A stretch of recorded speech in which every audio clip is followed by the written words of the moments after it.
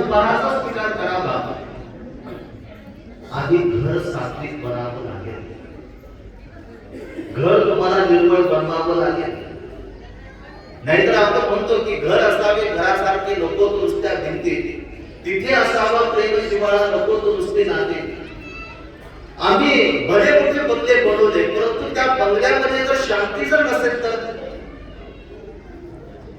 म्हणजे आम्ही 50 लाखाचा बंगला बांधला, परंतु 50 लाखाच्या बंगल्यामध्ये छोट्या छोट्या गोष्टींमधनं जर भांडणं जर होत असतील तर, आम्ही नामधारक आहोत, आम्ही महानुभावपंथी आहोत. तुम्ही जर महानुभावपंथी जर आहात, तुम्ही जर नामधारक जर आहात, श्री दत्तात्रय प्रभूंचे जर भक्त जर आहात, परंतु थोड्या थोड्या कारणाने जर तुम्ही एकमेकाला जर शिव्या जर देत असाल तर, होऊ शकतो आम्ही श्री दत्तात्रय प्रभूंचे भक्त आहोत. श्री दत्तात्रय प्रभूंचा शब्द संवाद बघा कशा पद्धतीचा, अगदी निर्मळ अशा प्रकारची श्री दत्तात्रय प्रभूंची वाणी आहे. आम्ही हातामध्ये काही घेतो, गोडसं कोणी काही सांगितलं की शिवेची लाकून त्याला पाहतो. कसे आम्ही परमेश्वराचे भक्त बनू शकतो? ज्या ज्या घरामध्ये भांडणं आहेत, ज्या ज्या घरामध्ये द्वेष मत्सर आहे, ज्या ज्या घरामध्ये गैरसमज आहे, त्या घरामध्ये श्री दत्तात्रय प्रभू कदापिही निवास करणार नाही, हे लक्षात ठेवण्यासारखं आहे. तुम्हाला वाटतं ना की माझ्या देवाऱ्यामध्ये श्री दत्तात्रय प्रभूने अधिष्ठित व्हावं, आधी तुम्हाला घराची स्वच्छता करावी लागेल. मी स्वच्छता दिवाळीची नाही म्हणत तुम्हाला, मी स्वच्छता तुम्हाला म्हणतोय अशा प्रकारची स्वच्छता. घरामध्ये जर 4 सदस्य जर आहेत तर त्यांनी ठरवावं लागेल की आपण बाहेर काही जरी झालं तर घरामध्ये प्रवेश केल्यानंतर एकमेकाला अगदी मोठ्या आवाजामध्ये सुद्धा बोलायचं नाही, चिडायचं नाही, एकमेकाशी भांडायचं नाही. जरी समजा राग आला तरी निमूटपणे तो सहन करायचा, परंतु शिव्या श्राप वगैरे आपल्याला काहीच द्यायचं नाही. असा जेव्हा तुम्ही विचार कराल ना, आणि या स्वच्छतेने जेव्हा तुमचं घर परिपूर्ण होईल ना, समजून घ्यावं की तुमच्या घरामध्ये श्री दत्तात्रय प्रभूंचा निवास नक्की तिथे झालेला आहे. श्री दत्तात्रय प्रभू एखाद्याच्या घरामध्ये राहत असताना बंगला किती लाखाचा आहे, मारवाड राजस्थानमधून कुठल्या क्वालिटीचा आणलेला आहे, याचा विचार श्री दत्तात्रय प्रभू कधी तिथे करत नाही. पर्णकुटीमध्ये अवतार श्री दत्तात्रय प्रभूंनी धारण केलेला आहे.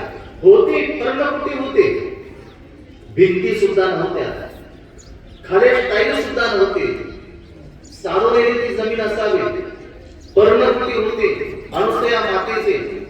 आणि श्री दत्तात्रय प्रभूंनी तिथे अवतार धारण केला, कारण पर्णकुटी जरी काळ्यांची असली परंतु त्या पर्णकुटीमध्ये शांतता होती, त्या पर्णकुटीमध्ये प्रसन्नता होती, त्या पर्णकुटीमध्ये आनंद तिथे नांदत होता.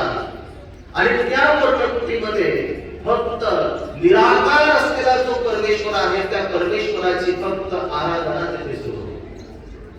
आणि म्हणून श्री दत्तात्रय प्रभूंना मोह झाला त्या जागेचा, मोह झाला त्या कुटीचा, त्या झोपडीचा. आणि श्री दत्तात्रय प्रभूंनी तेथे अवतार धारण केला. लक्षात आलं असेल तुम्हाला, घर बांधल्यानंतर अनेक लोकांना बोलवतो, अनेक लोक तुमच्या घरी येतात, घराकडे बघून म्हणतात बाबा काय सुंदर घर बांधलं. तुम्ही सगळं काही त्यांना दाखवतात, घराची भव्यता तुम्ही दाखवतात, पण घराची सुंदरता तुमच्या देव्हाऱ्यामध्ये दडलेली आहे. त्या देव्हाऱ्यामध्ये जर अधिष्ठान जर तेथे जर आनंद आणि समाधानाने जर तेथे जर राहायचं असेल तर तुमचं ते घर आहे, नाही तर त्याला घर म्हणता येणार नाही. आधी मन सात्विक करावं लागेल, कृती सात्विक करावे लागतील, विचार सात्विक करावे लागतील. त्यावेळेला तुमच्या घराला हे घरपण येणार आहे. आणि मग एखादा असा म्हणू लागतो की मला मंदिरात जाण्याची गरज नाही. हो, तुझं घर जर कशा पद्धतीचं असेल तर, तितकं जर निर्मळ जर तुझं घर जर असेल ना, तर तुझं घर आता घर नाही राहिलं, तुझं घर आता मंदिर झालेलं आहे. कारण तिथे गेल्यानंतर पुन्हा तर शांतता आहे, परंतु अनेकांना तिथे गेल्यानंतर शांतता तिथे लाभते. अनेकांना असं वाटतं अनुसया माता किती भाग्यवान आहे, साक्षात श्री दत्तात्रय प्रभूंनी तिच्या खुशी अवतार धारण केला. जन्म घेतला. मग आपल्यासारख्या काही भोळ्या भावल्या महिला असतात, त्या असं म्हणतात देवाला की देवा माझं सुद्धा असं एखादं भाग्य लागू दे, कधीतरी माझाही नंबर लागू दे, आणि कधीतरी तू माझ्या पोटी काय करते, अवतार धारण कर. अवतार धारण करत असताना श्री दत्तात्रय प्रभूंनी मातेची निवड केलेली आहे. मातेचे कोणते वैशिष्ट्य श्री दत्तात्रय प्रभूंनी बघितले हे सुद्धा समजून घेण्यासारखं आहे. कोणती माता स्वीकार केली? अनुसया माता. अनुसया शब्दामध्ये त्या अनुसया मातेचं सौंदर्य तिथे दडलेलं आहे. मातेची निवड करत असताना, आईची निवड करत असताना, आता आम्हाला काय भाग्याने आम्हाला काही आईची निवड करता येणार नाही. जर देवाने जर सांगितलं असतं की तुम्ही तुमच्या इच्छेने तुमच्या आई वडिलांची निवड करा, मग आम्ही सगळ्यांनी मुंबईमध्ये गर्दी केली असते. आई म्हटलं असतं नाही अंबाडीचा घरी माझा जन्म झाला पाहिजे, दुसरा जन्म जरी झाला तरी झाला, आपली वारस लागतो ना प्रॉपर्टीला, काय अडकत आहे तिकडं, ज्याच्याकडे जास्त संपत्ती.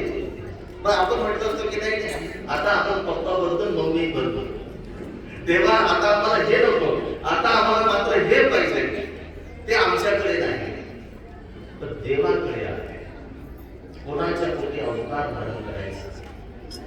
आणि श्री दत्तात्रय प्रभू मातेची निवड करत असताना वैभवाने नटलेली माता परमेश्वर अवतार कधीही तिथे स्वीकारत नाही, कधीच ते स्वीकारत. श्री दत्तात्रय प्रभू परमेश्वर अवतार मातेची निवड करत असताना त्या मातेमध्ये असलेले जे गुण आहेत त्या गुणांकडे बघून ते आकर्षित होतात. म्हणजे अनुसूया, असूया रहित असलेली अनुसूया माता,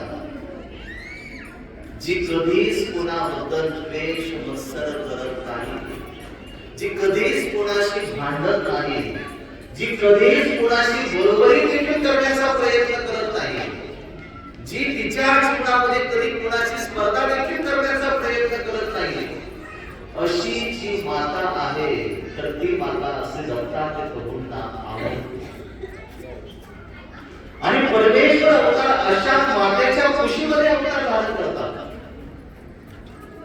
तुम्हाला जर वाटत असेल की परमेश्वराने आमच्या पोटी अवतार धारण करावा, आजच्यापासून त्या तयारीला तुम्हाला लागावं लागेल. मला कोणाचाही द्वेष करायचा नाही, कोणाच्याही बद्दल माझ्या मनामध्ये असूया मला बाळगायची नाही. निर्मळपणे मला माझं जीवन आहे तशा पद्धतीने मला जगायचं. अनुसूया मातेने कधी अतिऋषीकडे तक्रार नाही केली. अमुक संपलेला आहे ते घेऊन या, बाजारात चालले तर भाजीपाला घेऊन या, सोनं स्वस्त झालं थोडंफार जास्तीचं घेऊन टाका, एखादी वस्तू जर समजा स्वस्त जर मिळते तर ती घेऊन टाका. अशा पद्धतीने त्यांचा तो संसार नव्हता. दोघंही अगदी संतुष्ट सर्वगम योगी या भगवद्गीतेच्या उक्तीप्रमाणे होते. दोघंही संतुष्ट होते. देवाने जो मला मानव जन्म जो दिलेला आहे ना, फार मोठे देवाचे उपकार झाले. आता देवाला मला काहीच नाही मागायचं, काहीच नाही मला मागायचं. तरी कल्पना केली की देवाने तुम्हाला किती मोठं शरीर दिलं, त्या शरीराला थोड्याच वेतनात झाल्या तर 5-6 हजार रुपये खर्च करावे लागतात.